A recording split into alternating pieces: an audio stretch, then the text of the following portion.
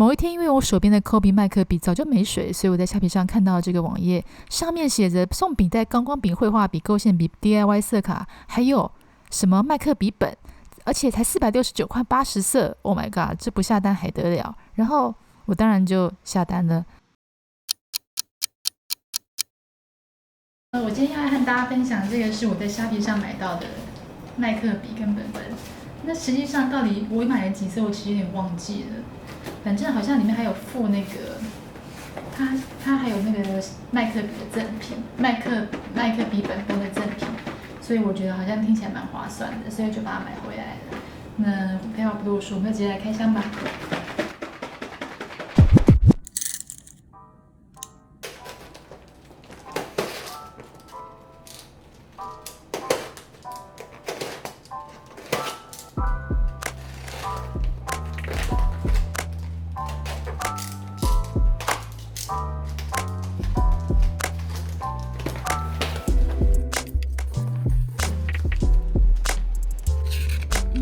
麦克笔使用技巧，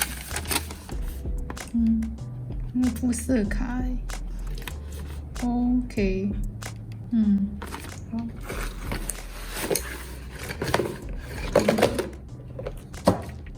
笔座，这是我买的，顺便加购的。这什么？高光笔。哦，好。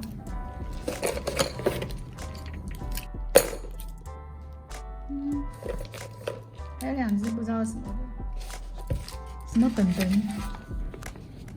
啊，原来是这个，还蛮失望的诶，什么 touchpad？ 哦，这其实看起来就像那个。就很像 A4 纸印出来，它不是什么麦克笔本，好吗？真的是。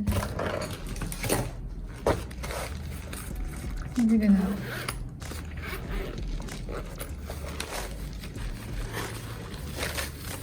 嘟嘟嘟嘟嘟。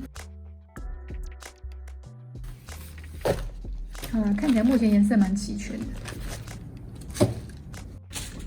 着色本，可是这个纸很薄，它就是 A4 纸那种70磅那么薄。这其实我不太建议用这个来画，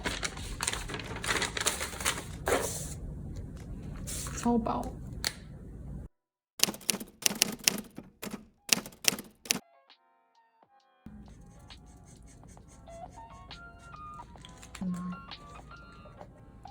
23，那个25、24、23、21。几号呢？13。它没有连号然后2啦。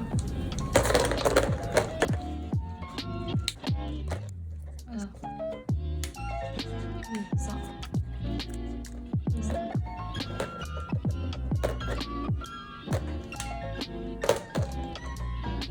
24。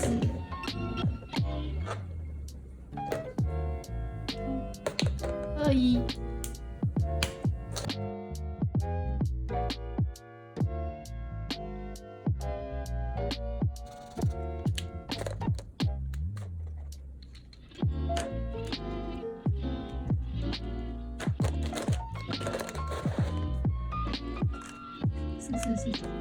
41。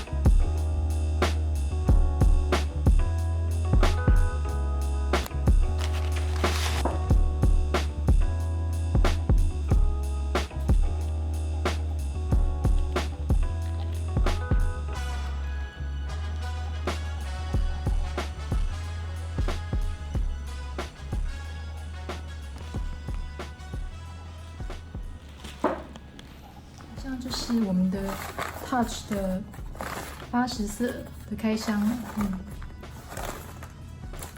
然后这个是刚刚把它装好了，噔噔噔噔，你看我的手刚才被弄黑了，就这个是它会漏水，所以其实如果你们很在意的话，我觉得它有一些地方不是那么贴心的。